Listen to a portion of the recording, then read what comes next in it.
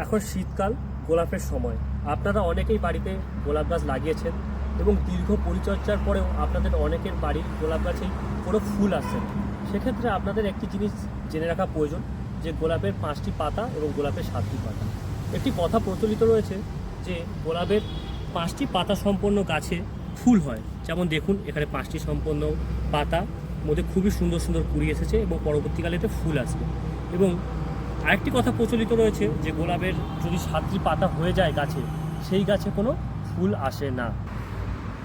এই যে এখানে রয়েছে আরেকটি গাছ, এই গাছে রয়েছে 7টি পাতা।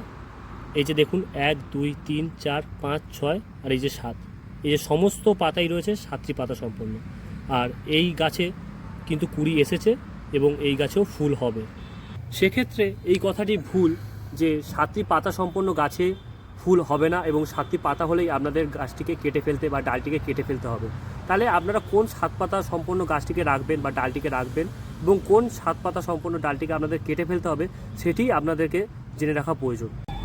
এটি একটি গ্রাফটিং করা গাছ, যার উপরের অংশ হচ্ছে ভালো জাতের গাছ, যার মধ্যে সুন্দর সুন্দর ফুল আসবে, এবং নিচের অংশটি হচ্ছে একটি জংলি গোলাপের গাছ। আপনাদের বাড়িতেও যদি এমন গ্রাফটিং করা গাছ থাকে, সেক্ষেত্রে আপনাদের উপরের অংশ থেকে বা স্টক অংশ থেকে 5 পাতা 7 পাতা যেই পাতা সম্পন্ন ডালি বেরোক সেটাকে আপনাদের রেখে দিতে হবে। এবং নিচের অংশটি থেকে অর্থাৎ স্টক অংশ থেকে জংলি গোলাপের গাছটি থেকে যদি কোনো 7 পাতার ডাল বেরোয় সেটাকে আপনাদের কেটে ফেলতে হবে, কারণ তা ক্রমশই বড় হয়ে উপরের গাছটির ক্ষতি করতে পারে। তো আশা করব পরবর্তী ক্ষেত্রে 7 পাতার ডাল কাটতে আপনাদের কোনো ভুল হবে না।